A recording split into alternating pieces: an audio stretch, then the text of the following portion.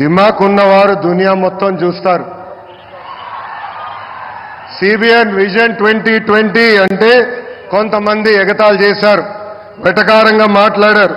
కానీ ఇప్పుడు హైదరాబాద్కి వెళ్లి చూస్తే ఆయన విజన్ 2020లో చెప్పిన ప్రతి మాట నిజమైంది. వ్యవసాయం, విద్య, వైద్యం, పరిశ్రమలు, renewable energy, ports, airports, sports, ఇలా అన్ని రంగాల్లో కొన్ని లక్ష్యాలు పెట్టుకుని పని చేయటమే స్వర్ణాంధ్ర 2047. గత ప్రభుత్వం అసమర్థ పాలన వల్ల ఆంధ్ర రాష్ట్రం వెంటిలేటర్ పైకి వెళ్ళిపోయింది. ప్రతి నెల 4,000 కోట్ల రూపాయలతో డెఫిసిట్తో ఆంధ్ర రాష్ట్ర ప్రభుత్వం నడుస్తుంది. వెంటిలేటర్ పైన ఉన్న రాష్ట్రానికి ఆక్సిజన్ అందించారు మన నమో.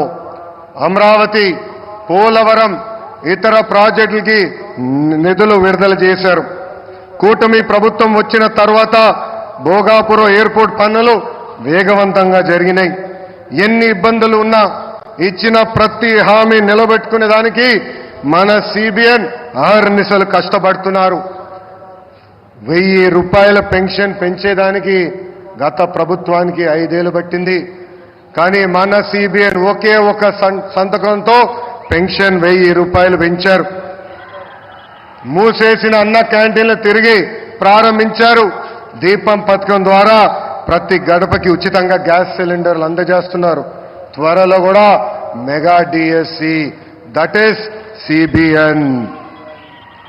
ఈరోజు చరిత్రలోనే నిలబడే రోజు. రాష్ట్ర దశాదిశ మార్చే ప్రాజెక్టులు మన నమో శంకుస్థాపన చేయబోతున్నారు. ఉత్తరాంధ్ర ప్రజల కోరిక రైల్వే జోన్. గత ప్రభుత్వం కనీసం భూమి కూడా కేటాయించలేదు. కూటమి ప్రభుత్వం వచ్చిన తర్వాత రైల్వే జోన్ ట్రాక్ ఎక్కింది. 2 లక్షల కోట్ల ప్రాజెక్టులు ఈరోజు మన నమో శంకుస్థాపన చేయబోతున్నారు. 1,85,000 కోట్లతో పొడిమడకలో ఎన్టీపీసీ గ్రీన్ హైడ్రోజన్ హబ్ ఏర్పాటు కాబోతుంది. నక్కపల్లిలో 1,877 కోట్లతో బల్క్ డ్రగ్ పార్క్, అనేక రోడ్ల ప్రాజెక్టులు, రైల్వే ప్రాజెక్టులు ఈరోజు ప్రధానమంత్రి గారు శంకుస్థాపన చేయబోతున్నారు. రాష్ట్ర ప్రజల తరపున నమో గారికి నేను కృతజ్ఞతలు తెలుపుకుంటున్నాను. ప్రభుత్వం కొనసాగింపు అభివృద్ధికి చాలా చాలా ముఖ్యం. నరేంద్ర మోడీ గారు 3వ సారి ప్రధానమంత్రి అయ్యారు. 3వ సారి దేశంలో ఎన్డీఏ ప్రభుత్వం ఏర్పడింది. అందుకే దేశంలో అన్ని రంగాల్లో అభివృద్ధి చెందుతుంది. ఆంధ్రప్రదేశ్ ప్రజలు కూడా ఆలోచించాలి. 2014 నుంచి 19 వరకు ఎన్డీఏ ప్రభుత్వంలో రాష్ట్రం ఎలా అభివృద్ధి చెందిందో మీరందరూ చూశారు. అదేవిధంగా 2019 నుంచి 24 వరకు జరిగిన విధ్వంసం కూడా మీరందరూ చూశారు.